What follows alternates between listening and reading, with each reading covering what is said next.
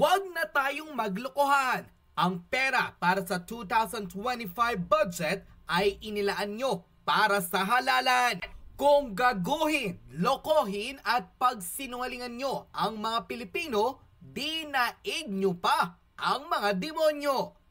Ito lamang ang ilan sa mga salitang nag-trending sa social media nang isiwalat ng retiradong pulis at mayor ng Baguio City na si Benjamin Magalong ang lahat ng baho ng Kongreso, partikular na sa tila nangyaring bypass sa 2025 budget na sa halip na inilaan sa pangkalusugan, infrastruktura at livelihood program ng taong bayan ang mahigit sa 6 na trilyong pisong pondo, tila wag na raw maglokohan dahil alam raw mismo ng mga LGU na ang karamihan sa 2025 fiscal year budget ay nakalaan para sa halalan.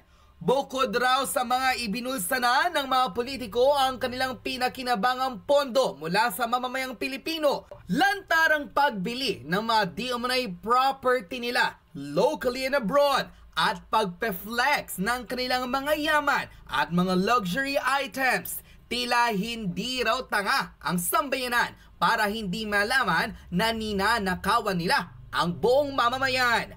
Sa isiniwalat mismong kontrobersyal na revelasyon ng mayor ng Baguio City na si Mayor Benjamin Magalong, inamin ito sa publiko na hindi raw tanga ang maraming local government units sa bansa para hindi malamang election money ang nasabing 2025 budget. Ayon sa kanya, tila saan ka raw ba makakita na prioritize pa ang pagbibigay ng ayuda kesa na paglaanan ng pera ang infrastruktura at ilang pang-equipment na makakatulong sana sa health progress ng bansa. Aminin man raw nila sa hindi, talagang talamak ang pagnanakaw ng mga kongresista sa mga pondong inlaan para sana sa benepisyo na matatanggap ng maraming Pilipino. Sa katunayan, hindi raw nagkataon na maraming alipores si Martin Romualdez o ang House Speaker ng Kongreso sa tuwing lalabas ito o magdidistribute ng akap ang mga kapwa nitong mambabatas.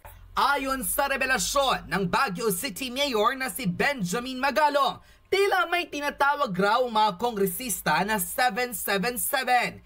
7 milyon para sa akap, 7 million para sa AIX, 7 million para sa tupad na tila makukuha ng bawat miyembro o mga kongresistang nakaalyado sa liderato ng Kongreso.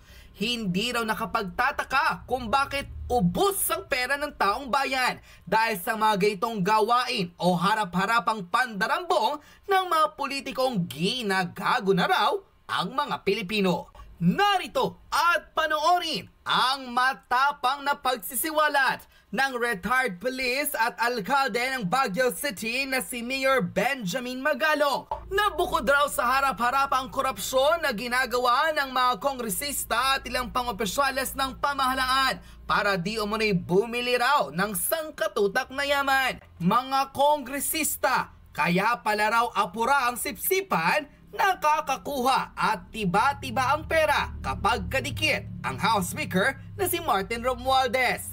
Di umunay pinakamababang kurakot ng mga kongresista sa tuwing magpapamigay ng AIX, akap at tupad, hindi bababa ng 21 million pesos. Ilang mga mambabatas hindi raw nakapagtataka kung ilang taon pa lamang sa Kongreso, bilyonaryo na. Narito at panoorin ng full video. Lawmakers indiscriminately giving out AKAP funds, AIX, itong mga ayuda na gusto pa nilang palabasin, akala mo sarili nilang pera yung kanilang ibinibigay. Nakita namin yan eh. We have been comparing with the other mayors, also mayors for good governance at yung aking mga fellow mayors sa ating League of Cities. At ganun din ang aming mga similar observation na talagang halos unlimited ang pondo nila kung mamigay sila. Nabalitaan pa namin yung 7-7 yung famous na 777, na every time na sumama ka dun sa sortie ni Speaker, you get 777. Ito yung 21 million, a total of 21 million. 7 million na AIC, 7 million na AKAP, 7 million pa na tupad. O 21 million, paano kung nakaapat ka na sortie na nasalihan? Ibig mo sabihin yun, 7 times 21. Yung mga allegations na binabanggit sa amin, at in fact, reliable 25 budget is actually an election budget. Do you share the same sentiment, sir? Since you're talking about pork barrel, among others. I totally agree. Nararamdaman namin yan sa local government. Lawmakers, lawmakers indiscriminately giving out AKAP funds, AIX funds, itong mga ayuda na gusto pa nilang palabasin, akala mo sarili nilang pera yung kanilang ibinibigay. Nakita namin yan We have been comparing with the other mayors, also mayors for good governance at yung aking mga fellow mayors sa ating League of Cities. At ganoon din ang aming mga similar observations na talagang halos unlimited ang pondo nila kung mamigay sila. Nabalitaan pa namin yung 77, yung famous na 777, na every time na sumama ka dun sa sortie ni Speaker, you get 777. Ito yung 21 million, a total of 21 million. 7 million na AIC, 7 million na AKAP, 7 million pa na tupad. O 21 million, paano kung nakaapat ka na sortie na nasalihan? Ibig mo sabihin yun, 7 times 21. Yun yung mga allegations na binabanggit sa amin at in fact, reliable sources ang pinanggagalingan yan. Although these are allegations, reliable sources ang pinanggagalingan. Ang sabi naman po ng House leadership ay nakakarating naman daw po direkta sa mga constituents nila. What can you say about that?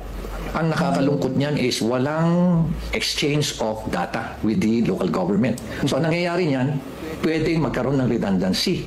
So hindi equitable yung distribution. Kasi ayaw nga nilang i-share sa amin yung data.